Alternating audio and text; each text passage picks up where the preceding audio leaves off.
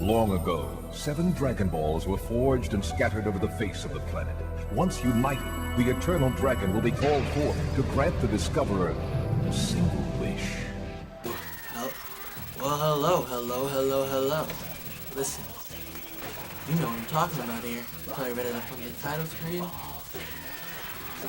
Oh yeah. The Dragon Ball Evolution review. How does this kid that seems to have come out of nowhere, that has pretty much, has 35 awesome subscribers, get a movie that hasn't even come out? We're not supposed to come out for a whole month. I'll tell you right now. Big Torrents! Goku is a little baby who was found by his grandfather Gohan. They did keep that true, and I will give him credit. That is the truest part. He gets trained by his grandfather, and Piccolo kills him. And his high school sweetheart, yes, that's right, I said high school. He goes to high school in this movie. Besides, well, she doesn't really do anything.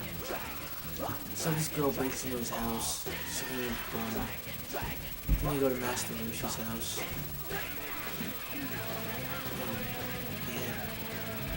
Now, in the opening, I'm sure this is true, but at the same time, didn't Krillin get caught in Master Roshi's home? Wasn't Krillin also there? Wasn't Krillin the one who ran with Goku when Master Roshi was driving in his car, and he had a big turtle shell on his back? Huh? Wasn't that his biggest enemy? I'm asking a question here. Anyway, let's talk about the faults. I want to get those out of the way because this was actually a good movie. One, Goku was not killed by Piccolo, nor am I.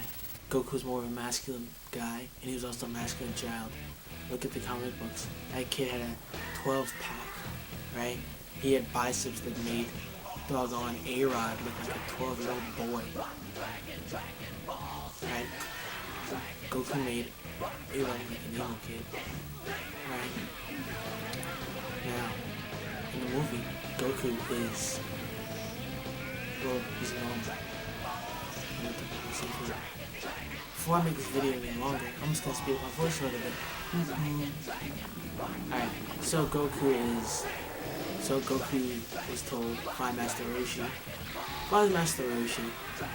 Master Roshi attacks him. Now, I do have a problem with Giant Fat's portrayal because of the fact that he did not shave his head. He should have shaved his head, and I thought that would have made it a little more convincing. He also didn't act like Roshi, because this Roshi acted more of, he acted more stupid than childish. The Roshi I know was childish.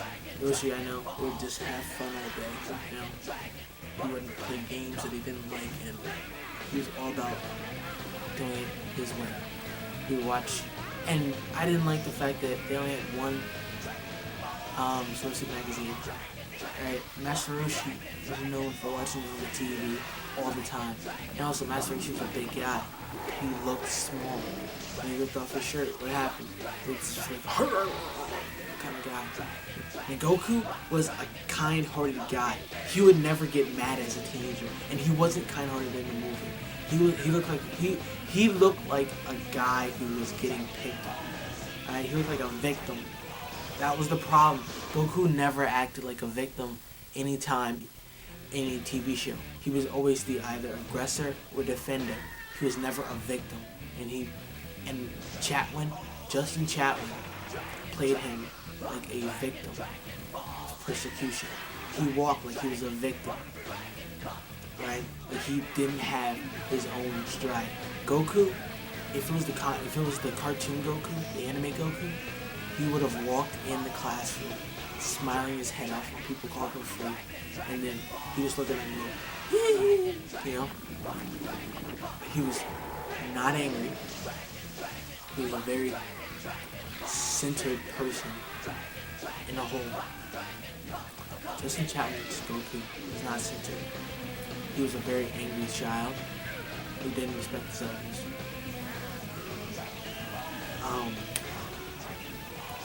And the good parts, because I've been talking about the bad parts here. The good parts are they kept true to the story. It wasn't some realistic annotation of the movie. They did it their way, and I respect them so much for that. It was a good and a bad thing that they did that, and I respect them so much for doing it. Because a lot of people say, hey, if you do these kind of movies, you know, in a real life perspective, something that could really happen, I think it would have came out more of a sci-fi than a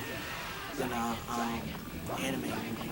Now, let's face the fact. Let's face the facts here. There aren't that many anime movies out there that were carried over in live action. Actually, there aren't. Like, there's only, and this is talking loosely. There's only one, and that was the Street Fighter, and that's a video. And that started as a video game, so I don't think that carries over to the anime concept. But you all know how I think of Street Fighter, right?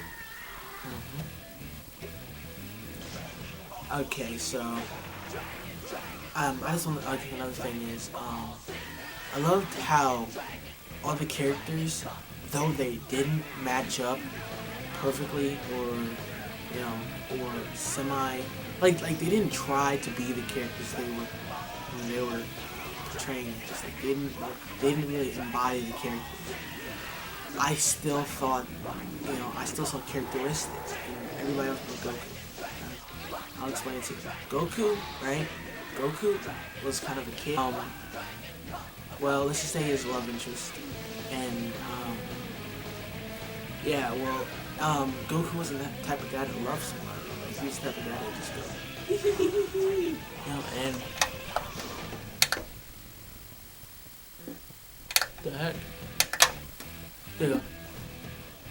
Yeah, Goku wasn't the type of guy to love somebody. He was the type of guy that wanted adventure. He wanted to stop the bad guys at all costs. Goku was a great character in the show, and I think if they would have made him lighthearted and not such a victim, I would have. Okay, I keep harping on the bad stuff, but I love this movie.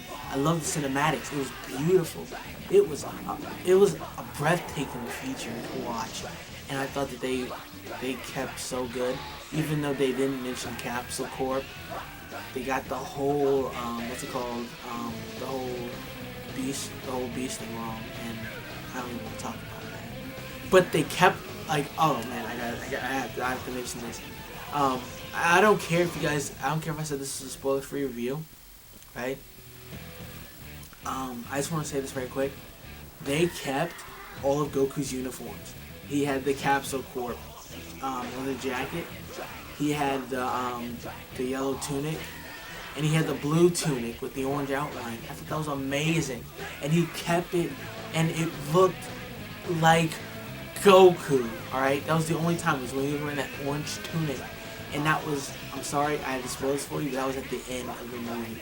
Alright? That's the only spoiler of this entire review. Alright? It was at the end of the movie, and I loved it. That was the only time I thought Goku was Goku. That was the only time and the way he looked, he looked just like he didn't give a care in the world. I loved it. Now, I do have a problem with the wire work, but at the same time, I do love the fact that they gave their characters an element of themselves that you couldn't see in the TV show, and I really don't know why Mai wasn't helping. I think it's Scarlett Jr. Don't jump on me if I'm wrong. That little midget guy, I think it's Scarlett Jr. And obviously we can put Fox in there. But I did love this movie, and I am going to give it a 4 out of 5, and I will tell you to check it out. I'll just say that, really, for real, do not think this is a Dragon Ball Z movie and you'll come out happy. That's my review. That's my spoilers review. I'm gonna go make a spoiler-filled review. And the link's gonna be on the entire video here, so if you click on it already, do it.